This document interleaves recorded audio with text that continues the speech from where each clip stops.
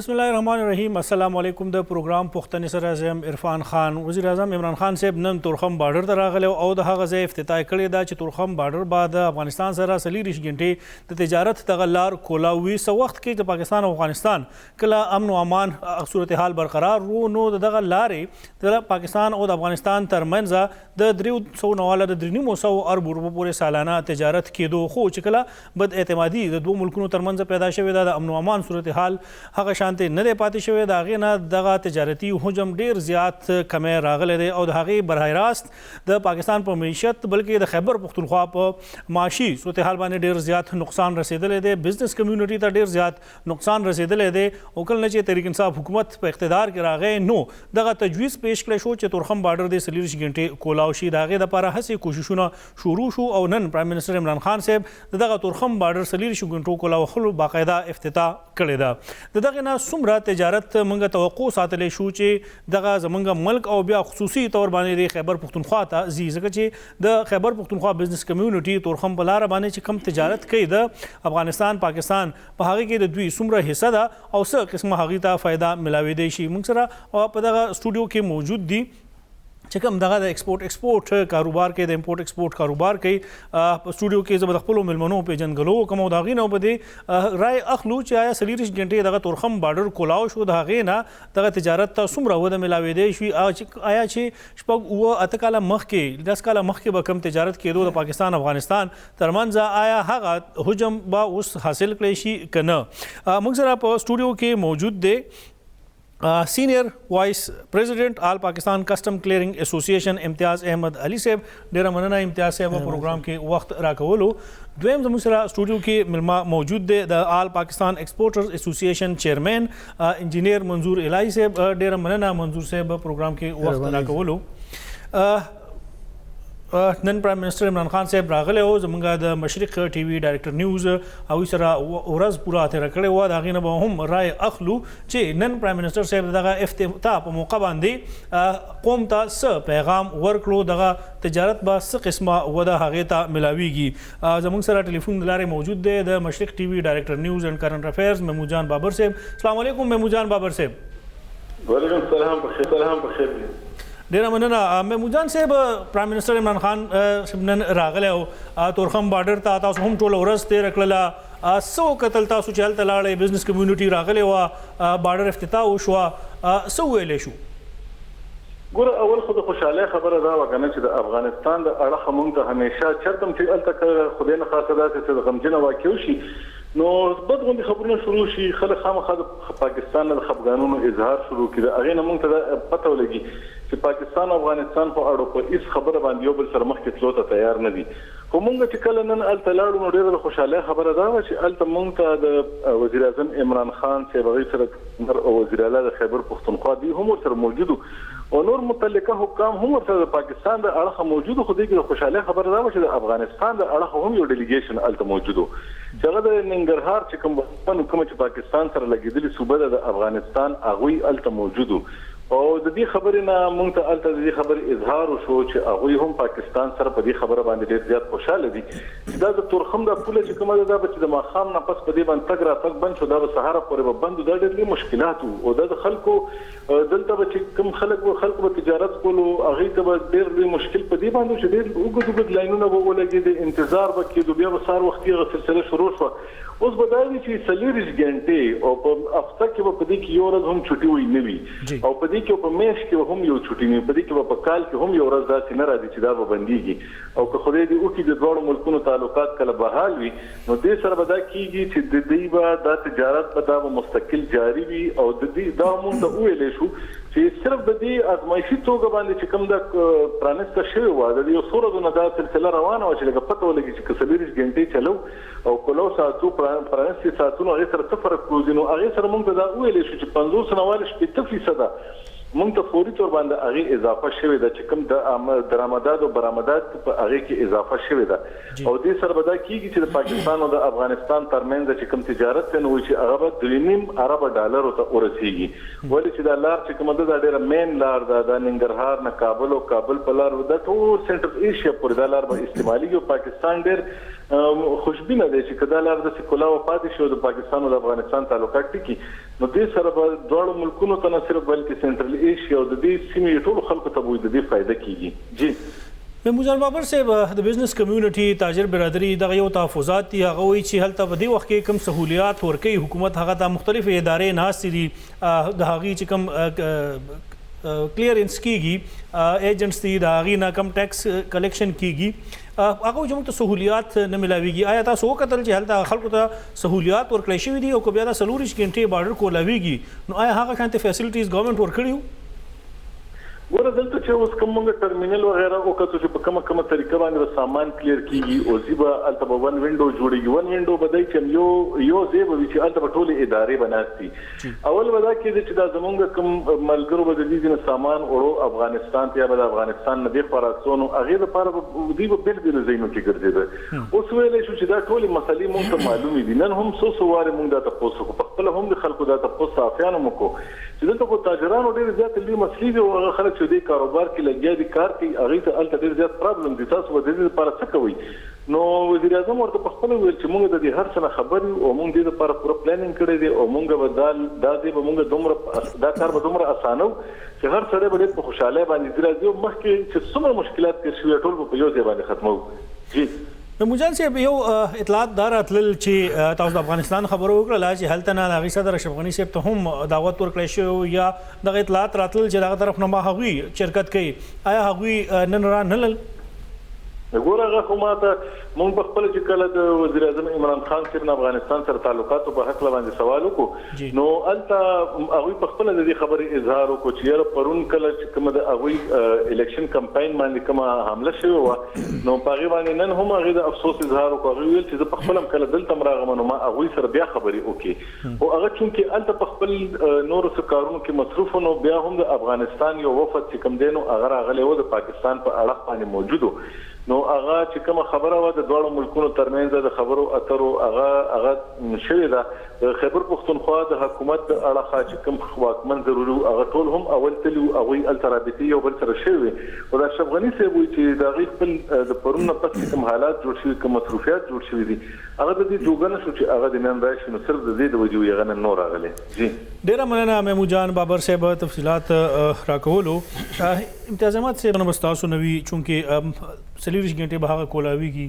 الریډي وایي چې هلته ډېرې زیاتې مسلې وي او بیا معمولي واقعه مخې ته راشي نو په 100 ورځو باندې هغه تورخم بارډر بند کړی شي چونکې ستاسو تعلق هم هغه دی د پاکستان کسټم کلیرنګ اسوسییشن نایب صدر یې څه قسمه مشکلات تاسو ته دي آیا د دغه فیصلې سره تاسو غواړئ چې هغه تجارت حجم به سیوا شي؟ سر انشاءالله بالکل خبره دا ده چې پهله کم 12 غنټې ټریډ به کېدو او زموږ تقریبا چې تاسو وکتئ نو دا کم گاډی به دلته نه پېښور نه وتو نو هغه دریم ورځ باندې به تورخم نه کلیرنس کېدو دومره رش به روډ باندې نو اوس 24 غنټې کولاوېدو سره دا به وي چې 24 غنټې ټریډ به روان وي کسټم والا فیسلټي به کا چې فیسلټي ډے نایټ او کسټم والا موجود دي او هلته چې دم کم ټریډ دی دا 24 غنټې که په رښتیا باندې دا روان شو ټریډ نو زموږ دا کم دلته رش دی دا گاډو کم رش دا به ختم شي. بله خبره دا چې سر دلته چې زموږ کم گاډي اپلوځي اپلو یو داسې مافیا وه چې دا ګاډي زموږ په سیکړو تعداد باندې اپلو به گاډي ودرېده نو سیکړو تعداد باندې چې گاډي به ودرېده تورخم بارډر نه اخوا افغانستان سایډ ته نو افغانستان سایډ ته ولې چې دلته بیا 15 بجې بارډر بند شو یا 6 بجې بارډر بند شو نو گاډي به 15 گاډي به راتله باقي به هلته ډم کېدو نو دې سره تقریبا 500-700 گاډي به ولاړو نو بیا هلته یو داسې مافیا چې هغه 1 لک روپۍ گاډي به اخیستو هغه نه به گاډي پرېښودې نو دې 24 غنټې سره غټ فیسلټي به داسې چې هغه گاډي به روټین کې به رواني او دا 1 لک روپۍ چې دلته کم دا مافیا هغه اخیسته دا به مونږ ته دلته نه کرایه کې به بچت پرېوځي او دلته زموږ معلومه به ارزان پرېوځي. تاسو همدغه خبره چې تاسو کوئ نو دغه شانتې اطلاعات خو زمونږ د پولې نه دې طرف ته هم مخې ته راغلي او په هغې باندې پرایم منسټر سیکریټریټ عمران خان صاحب په خپله باندې یو سرکولر جاری کړی دی ټولو ادارو ته چې په هغې کې فرنټیر کنسټیبلري فرنټیر کور او نور ټولې ادارې دي او هغوی ته دا ویلي چې تاسو د یو ګاډي نه پیسې اخلئ او موږ ته دا اطلاعات دي چې دغه پیسې چې هلته کم کس ولاړي سپهي یا حوالدار یا هر څوک هغه نه واخله بره اخري کې چې کوم خلک ناست دي هاي اپس د هغوی پورې دې کې باقاعده د خلکو ته حصہ رسی نو په دې باندې خو دا اطلاعات خو دلته زمونږ هم راغلي په دې باندې پرایم منسټر سیکریټریټ باقاعده سرکولر جاری کړی دی هغه موږ سره شته ټول ادارو ته ویل چې تاسو دا کار مکوئ سرکولر خو موږ لیدلی موږ ډي پي او صاحب سره 2 میټینګونه په دې باره کې شوي دي او په دې کې سره هغوی دومره ایفرټس کړي دي چې اوس تقریبا گذشته یو میاشت نه چې کله دا پولیس ته حواله شوی دی د پولیټیکل نه پولیس ته حواله شوی دی او پیله خو داسې چې هغه ټمپرري بیسس باندې کم خاصدار 400 اوس هغوی مستقل شو هغوی تنخواګانې زیات شي هغوی سکیل زیات شو نو هغوی تنخواګانې هم زیاتې شوې نو اوس کله چې پولیس ته دا هینډ اوور شوی دی دا پېښور نه والې تورخم پورې موږ خپله لاړو ویزټ هم وکړو یو پیسه څوک نه خالي حاضر وخت کې بیا وروسته څه کېدی شي وروسته څه کېږي باپ پته لګي خو حاضر وخت کې چې دی نو ټول تورخم پورې یو پیسه څوک نه خالي ټول موږ چې دی نو کم گاډي موږ دي ټول موږ معلومات وکړو ډرایورانو معلومات وکړو هغوی چې یو پیسه موږ نه ورکوو حقیقت خبره چې څوک پیسې نه اخلي خو دا سره ټریډ زیاتېدی شي په هغه صورت کې چې موږ ته هغه په شانتې فیسیلیټیز میلاو شي په افغانستان کې کم ټیرف د پاکستان دپاره پاکستان دپاره بنسبت ایران او د تاجکستان د کم افغانستان ته مالونه راځي هغوی ټیرف کم دی او پاکستان نه ټیرف زیات دی پاکستان نه ډیوټي زیات اخیستل کېږي هغوی دا په دې اخلي چې ولې موږ ډیوټیان زیاتو چې پاکستان هغه نه چې کوم فرش فوډ راځي افغانستان نه هغوی پاکستان ډیوټیان زیاتې کړي دي چې مثال انګور باندې د اپل باندې داسې نور ایټم دي هغې باندې ډیوټیان زیات دي نو هغوی هم په دې سلسله کې ډیوټیان زیاتې کړي نو هغه ډېر موږ ته مشکلات دي یو بل دې کې سر کم دا ټرکونه پیدا چې کم 30 ټن لوډ بیوړو 25 ټن لوډ بیوړو اوس هغه لوډ چې دی هغه دې ریډیوس کو چې 16 ټن به څوک زیات نه وړي 16 ټن 16 ټن هغه 16 ټن لوډ چې دی سورس پاکستان کې 2 قانون دي تورخم د لپاره هغه 16 ټن دی او چې کم کوټه نه معلومه دي هغه باندې پابندي نشته نو دې کې ټریډ ستا کم د تورخم لارې نه ټریف تاسو یادوي په انګور باندې او یا په مڼې باندې او یا په هغې باندې د هغې قیمت هم هغه دی وزن کم شوی دی نه دی ډیوټي زیاته کا مثال که پهلا مثال یو ګاډي باندې ډیوټي راتله مثال خبر تاسو وایم چې 1000 روپے ډیوټي راځي نو هغه ډیوټي تقریبا 20000 په شو او وزن هم کم شو نو وزن خو ما نه افغانستان سایډ نه وزن خو کم شو الریډي چې وزن کم دی ریډیوس کو او ډیوټیز خو پر ټن حساب سره دی یا پر کېجی حساب سره ډیوټي دا یا ویلیو باندې ډیوټي دا هغه وزن سره هغه نه لري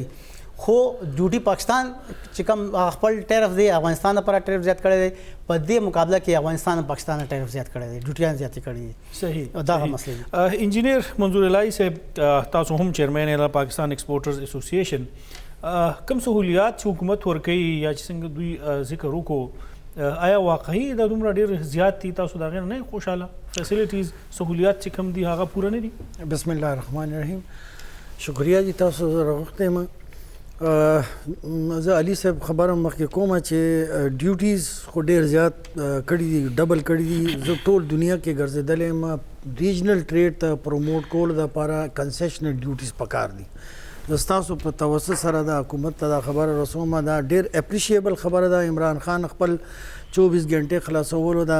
بارډر چې کوم اعلان کړی دا نن افتتاح وکړو دا آینده دپاره ډېر به ښه زموږ تعلقات پولیټیکلی به افغانستان سره به انشاءالله انیشیټ به وشي ښه لیکن دې دپاره میجرز اخیستل پکار دي ډېر ضروري میجرز هغه دي چې هندوستان سره افغانستان ډېر پخوانه فری ټریډ اګریمنټ کړی دی خو بدقسمتي زموږ ده چې موږ افغانستان انګیج کوو نه په فری ټریډ اګریمنټ کې چې وکړو نو څه مسله ده هېڅ مسله نه ده کول پکار دی فری ټریډ اګریمنټ کې دا چې ډیوټي ډېر کنسیشنل شي که نه یو مراد ورکول شي ایم ایف این سټیټس ورته میلاو شي افغانستان زموږ برادر ملک دی زموږ پښتانه دی یو کلچر دی زموږ تګ راتګ پخوانه زرګونو کالونو دا ټریډ بزنس کیږي په دې لاره باندې سنټرل ایشیا ته بزنس کیږي زه الله مهرباني سره ډېر ایکسپرټیز لرم دا سنټرل ایشیا نه کم بزنس ټرانزیټ کې افغانستان ترو نه راځي هغې کې ما ډېر کار کړی دی زه بای روډ ټول ګرځېدلی یم نو ما لیدلی دی پروسپیکټ ډېر زیات دي دا زموږ کې پی سټریټیجیکلی کمپوزیشن دی که دا اوشو او دا انګیج کی افغانستان پاکستان پولیټیکلی انګیج کی بایلیټرل اګریمنټ خو زموږ شته ټرایلیټرل اګریمنټس هم پکار دي ازبکستان سره تاجکستان سره تاکہ زموږ ته د الله رسم میلاو شي ولې چې زموږ ډور سټیپ باندې یو زموږ انډسټریل را مټیریل په سنټرل ایشیا کې ډېر زیات دی زموږ خپل دلته نه کم سنټرل ایشیا ته پروډکټس دي هغې ډېر ډیمانډ دی نو دا ټریډ چې دی دا 2.5 بلین خو تاسو وایي زه خو ایډیشنل سیکرټري سره ملاو شوم ما هغې ته دا خبره بلکې رزاق داود ته دا خبره کړې وه چې که تاسو اوس یورپ ته ګوري امریکا ته ګوري زموږ یو شپمنټ امریکا ته ځي نو یو میاشت لګي هلته نه سره غواړو نو یو نیم میاشت 2 میاشت لګي نو بلاک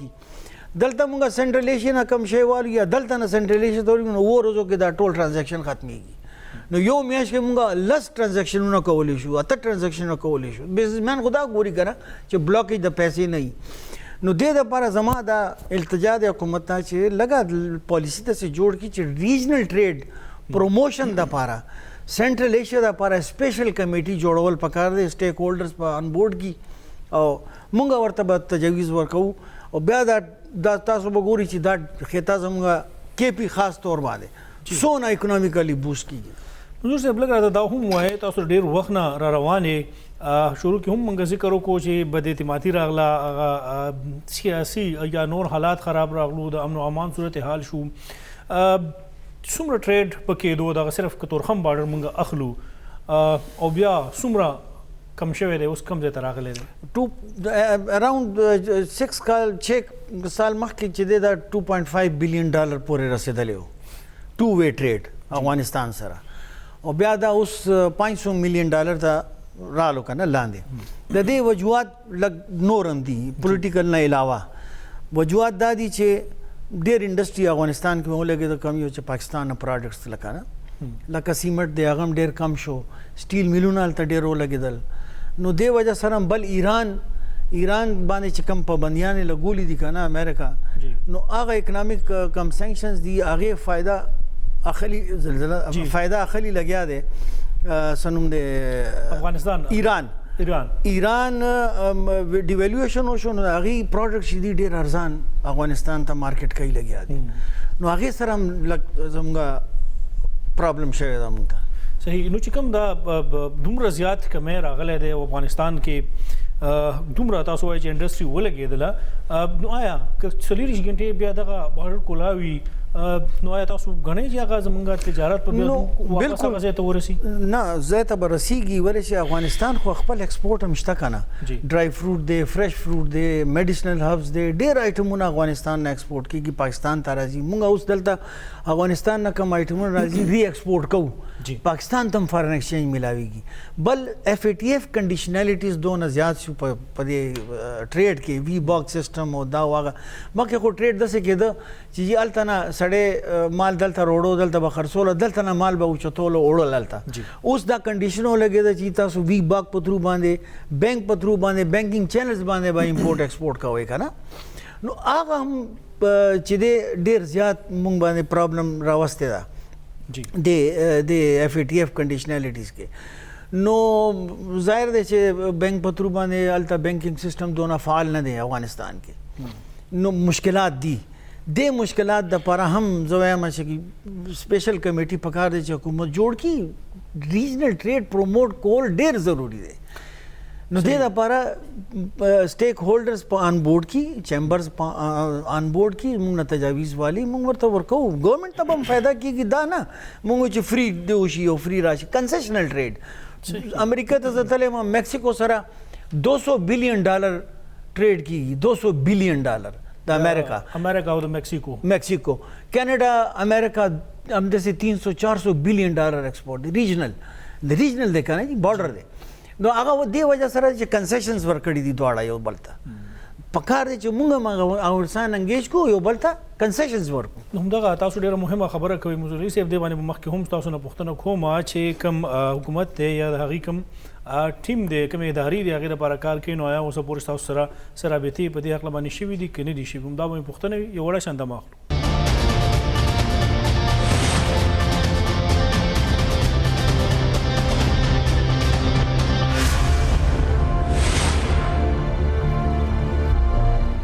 پروګرام کې یو ځل بیا هرکلی منظور الله صاحب تاسو کوم خبرې کوئ ډیوټي کې ریلیکسیشن ریجنل ټریډ چې دی نو هغه نور هم موږ هغې ته وده ورکړو تاسو اوس پورې چېرته د حکومتي ټیم یا چې کوم دا اقدامات وشو تاسو سره دې هکله باندې رابطه کړې ده ځکه چې د دې خطې د دې خیبر پښتونخوا زیات خلک په دغه ټریډ کې انوالو دي؟ همدغه جی افسوس خبره ده. زه عمران خان صاحب ډېر سنسیر دی، ډېر کار کول غواړي، ډېر هغې خپل پولیټیکل سټیپ سمالي، همسایګانو سره نیبر سره تعلقات ښه کړي او زیات ټریډ دپاره کوي، کامرس بزنس دپاره کوي. لیکن بیوروکریسي بالکل نه غواړي چې موږ سره موږ آن بورډ کړي، سټیک هولډرز آن بورډ کړي، چیمبرز آن بورډ کړي. موږ څه تجویزونه ورکوي نو کله نوټس کې نه راولي بالکل. نو دا زموږ ډېر ښه میډیا ده، ټي وي په تھرو باندې شاید چې عمران خان وګوري هغه پښتو پته نه پوهېږي که نه پوهېږي، خدا دې چې څوک به ورته ټرانسلیټ هم وکړي چې زه وایم چې خامخا دا ټریډرز او چیمبرز آن بورډ کړي، هغې نه رای والي، سجیشنز والي. مونږه دونه ښه سجیشنز ورکولی شو چې انشاءالله تعالی دا ټریډ چې دی بیا 5 نه 10 بلین ډالر پورې 4-5 کالو کې مونږ دا رسولی شو. ښه پراسپیکټ دی. عمران خان صاحب هغه کوي دلته چیف منسټر محمود خان صاحب هغه هم غواړي چې هغه ټریډ مونږ سیوا کړو، مختلف وختونو کې هغه ملاقاتونه هم کړي دي، هغه ته تاسو ولې اپروچ نه کوئ؟ او تاسو کو چې د بیوروکراسي خبره کوئ نو په دې کې د بیوروکراسي څه نقصان دی، څه ګټه ده؟ اوس اونیر زه خبره کوم، خو دا دی چې پولیټیکل ویل بل لږ ډفرنټ دی، اپوزیټ سایډ روان دی. مونږ ګراوند ریالټي باندې به زه خبره کوم چې پولیټیکل ویل چې دی هغه بل شانته دی او لاندې بیوروکراسي چې دی بل طرف ته روان دی. ولې چې هغه څیزونه نشته اوس کې کوم د هغې منافع وي یا پروفیټ، لکه علي صاحب خبره وکړه چې دلته نه بارډر پورې دا پیمنٹ د پیسې ورکولې حساب چرته رسیدې، نو هغه شی ختم شو. نو دا څوک غواړي؟ دا ملک ټیکولو دپاره، د ملک سمولو، ډایرکشن سمولو دپاره پولیټیکل ویل دی د عمران خان دی، خو دا نور خلکو نه دی ولې چې هغې هغه بتې متې بند شوې. نو دا خبره تاسو د وزیر اعلی محمود خان صاحب په نوټس کې راولئ، ټولې ادارې د هغه په کنټرول کې دي، هغوی کولی شي. بالکل کولی شي، خو بس هغې مسله هغې سره دا ده چې بیزي ده ډېر زیات. صحیح، ډېر زیات بیزي. امتیاز صاحب څنګه چې هغوی خبره وکړله تجارت ستاسو هغه روان دی، د فیسلټیز خبره وکړه، ریجنل ټریډ هغې وایي چې د ډیوټیز ریلیکسیشن مونږ مخې ته راشي. څه وایي تاسو ته دغه نه علاوه نور څه مشکلات دي؟ سر مشکلات ټول نه زیات مشکلات چې حاضر وخت کې دا دي، افغانستان کې بینکنګ سسټم پورا فعال نه دی. نو دلته نو څومره ټریډ چې کېږي اگینسټ فارن ایکسچینج کېږي، اگینسټ فارن ایکسچینج کېږي نو تقریبا 5% تھرو بینک پیمنټونه راځي، باقي 95% پیمنټ چې دی دلته خلک کیش کې وروړي. هغه بیا دلته بینکونو ورکوي، هغه بیا اگینسټ ډالر اخلي، مارکیټ نه ډالر اخلي، بینک لا ورکوي. نو دې کې موږ ته ډېر زیات مشکلات دي. حکومت ته داسې پکار دی یو سیسټم داسې جوړ کړي چې افغانستان سره یو داسې اګریمنټ وکړي چې دا اوس حاضر کم ټریډ روان دی تھرو بینک چینل باندې، ټوټل تقریبا ټریډ روان دی. بینکنګ سسټم داسې جوړ کړي په افغانستان کې، افغانستان سره مذاکرات وکړي چې هلته هغوی بغیر بینکنګ سسټم نه چې دی نو خلک الاو کوي نه چې دی خو کیش پیسې وړي. اش دلته کیش پیسې وړي، دلته چوکیدګار کې زموږ دا کم صرافان دي، دلته دی تھرو باندې بیا پیمنټونه کېږي. هغه کې سیکړو مسایل پکې راځي جی، پکې بلیک منی یا داسې نور خلکو داسې پکې منی شامل کېږي چې هغه بیا مخکې ټریډر لپاره ډېر مشکلات راولي. نو تاسو څنګه ممکنه ده چې په تورخم بارډر باندې دومره ادارې لګیا دي کار کوي او دومره پیسې خلک نقد بیا سیستم دا والا سیستم د سنس چې کله د پاکستان افغانستان دا ټریډ کوي همدا هغه باندې ټریډ روان دي په حوالي سیستم باندې. دلته پیسې هغه والی ولالي افغانستان کې ورکړي، دلته والی دلته ورکړي، الته والی، دغه سیستم دی. مونږ وایو چې دې سیستم کې لږ چینجز بکار دي. دومره چې اوس نیا پاکستان دی، نو نیا پاکستان کې دومره چینجز بکار دی چې حکومت داسې یو سیستم جوړ کړي چې تھرو چینل پیمنټ راځي. څنګه حکومت غواړي چې هر څه چې سټریملاین شي که نه، نو تھرو بینک چې هلته نه پیمنټونه راځي او دلته چې کوم ټریډ کېږي نو تھرو پراپر چینل چې ډېر به ښه شي. حاضر وخت کې مونږ ته په دې سلسله کې انتهایي مشکلات دي، ډېر زیات مشکلات دي. صحیح. نو چې کوم هغه ځای نه تاسو وایئ ګاډي راځي یا دلته نه کوم ګاډي ځي او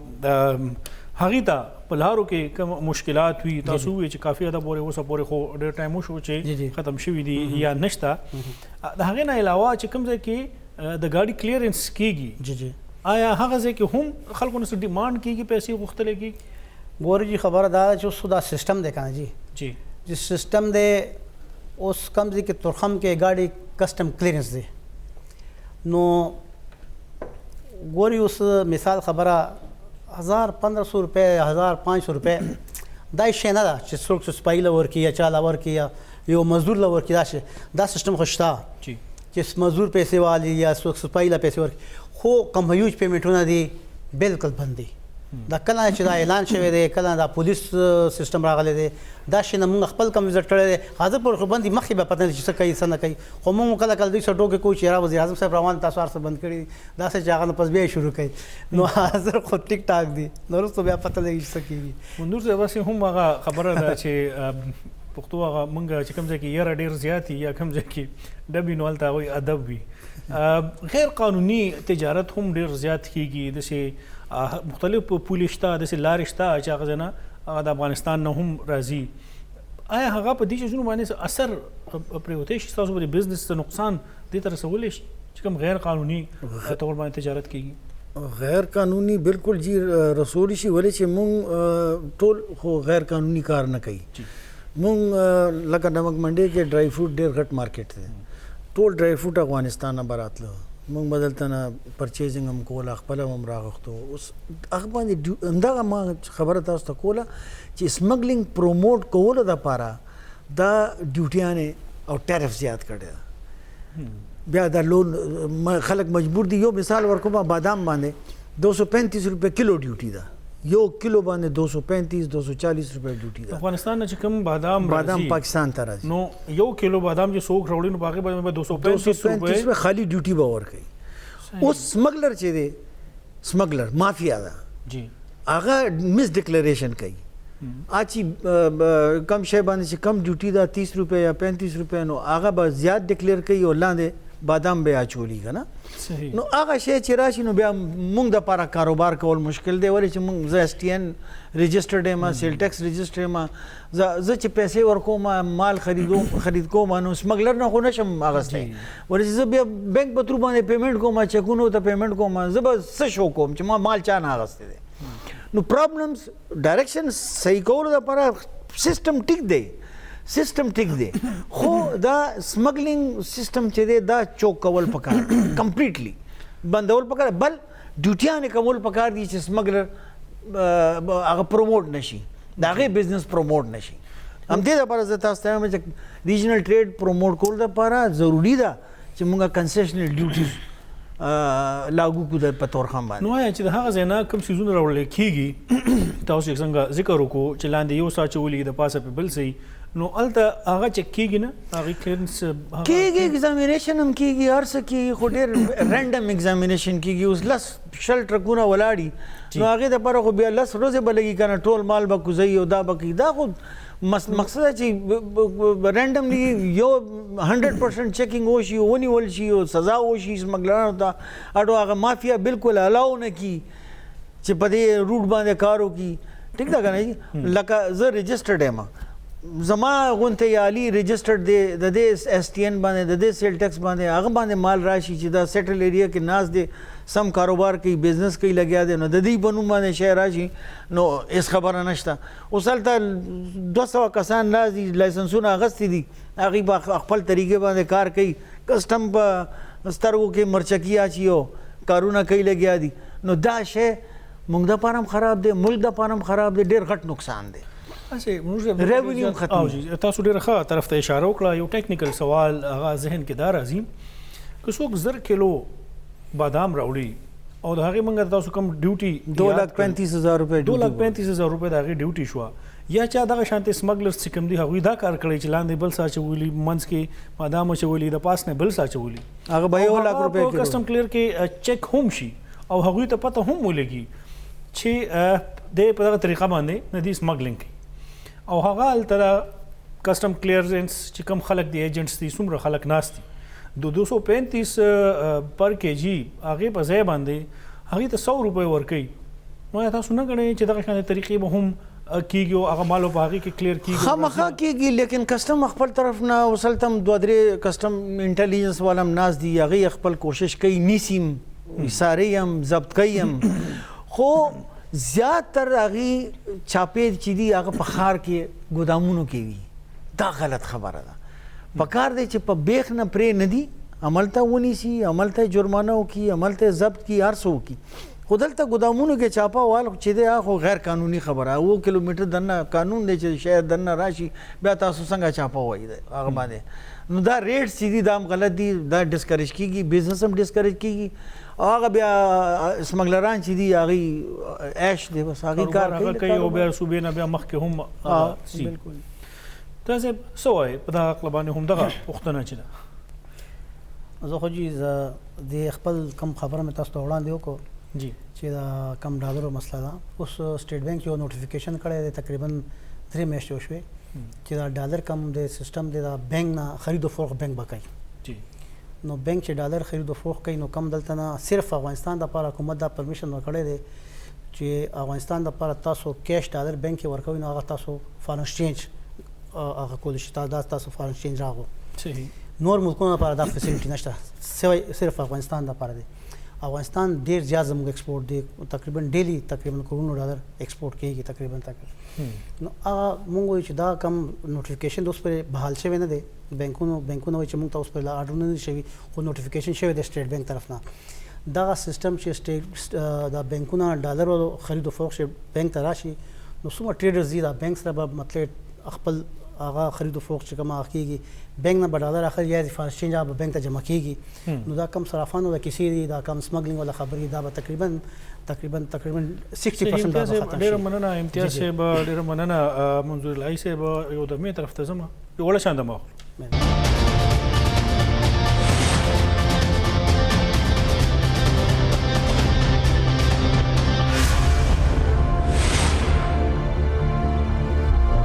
پروګرام کې یو ځل بیا هرکله نیب نن د پیپلز پارټۍ مرکزي مشر سید خورشید شاه گرفتار کړی دی په سید خورشید شاه باندې د آمدن نه د زیاتو اساسو جوړولو الزام دی د مختلفو پېټرول پمپو او د بېنامي جایدادونو په حق باندې چې کوم تحقیقات آغاز نیب کړی د سید خورشید شاه خلاف نو هغه نن په هغه کیس کې گرفتار شوی دی چیرمن نیب جسټس ریټایر جاوید اقبال پرون خیبر پښتونخوا نیب دوره کړې وه او د هغې نه بعد چې کوم یو پریس ریلیز نیب جاري کړی دی د هغوی تر مخه دا وخت په احتساب عدالتونو کې د 900 ارب روپو ریفرنسز دایر شوي دي چیرمن نیب دغه میټینګ ته دغه اجلاس ته په خطاب کې دا هم وویل چې نیب دا فیصله کړې ده دغه 900 ارب روپو زر تر زره سماعت کېدو دپاره به هغه په ټولو احتساب عدالتونو کې ریفرنسز یا د هغې لپاره اپیل درخواست ورکوي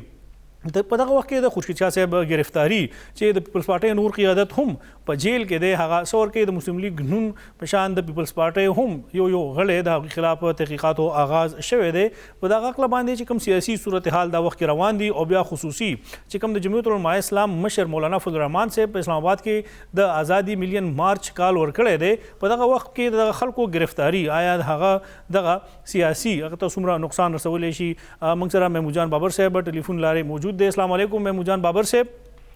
وعلیکم السلام جی محمود جان صاحب سید خورشید شاه نن گرفتار شو او دغه د ډیر وخت نه دغه خلاف تحقیقات روان وو چې د مدن نه زیات اساسي هغه جوړ کړی دي په دغه وخت کې چې کله مولانا فضل الرحمان صاحب اسلام آباد تلو د پاره پورا اعلان کړی دی نن د جی واي مرکزی مجلس عامله اجلاس شوی د اسلام آباد کې باقاعده هغوی کمیټیانې جوړې کړي دي هغوی د لارو ټاکنې هم کړي دي هر یو شي هغوی ځان ته ایښودی دی پیپلز پارټۍ ته هغوی دعوت هم ورکړی دی پیپلز پارټۍ انکار کړی چې موږ ستاسو سره په دغه ملین مارچ کې شرکت نه کوو څه وایي په دغه وخت کې دغه گرفتاری ته په څه نظر ګورئ ګوره د حیرانتیا خبره خو دا ده چې لکه د حکومت ته په دې وخت کې کم مشکلات مخامخ دي نو په هغې کې ټولو کې لوی مشکل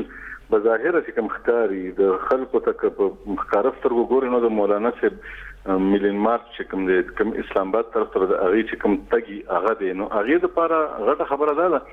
چې دې وخت کې که تاسو ګورئ نو پیپلز پارټي هغه جماعت دی چې هغې واضحه توګه باندې دې خبرې نه انکار کړی دی چې هغه به په دې ملین مارچ کې یا په دې احتجاج کې شرکت نه کوي نو د خلکو دا خیال و چې دې سره به صرف حکومت ته به ریلیف میلاو شي بلکې کوم چې د نیب او دا چې کومې نورې معاملې دي په دې کې هم کیدای شي پیپلز پارټي ته دغه غوندې اسانتیا میلاو شي ولې چې دا خبرونه هم راځي د دواړو اړخونه حکومت د اړخونه هم دا خبرونه راځي چې آصف علي زرداری صاحب چې کوم گرفتار دي نو هغه دی وخت کې یو ډیل ته رسیدلې د حکومت سره او د دې په حق څخه دا خبره او فاغان هم خوريږي چې د $100 اربو نه زیات د واپس کولو باندې رضا شوی دي او د دې خبرو ته چې دوی حکومت سره په سناسه طریقه باندې رضا دي نو په دې کې تاسو وګورئ د فریال تعالپور صاحب چې دا کوم د آرمي چیف ته د توصیه ورکولو چې کوم بیانو نو په هغه کې هم خلکو دا خبره لټوله چې پیپلز پارټي حکومت سره یا هغه خلکو سره کوم چې حکومت چلی لګیا دی د حکومت ملګری دي یا هغه ادارې هغه دی وخت کې پیپلز پارټي هغه سره په ټیکلار باندې سم شوی دا او هغه مشکلات چې کوم ورته هغه کم شي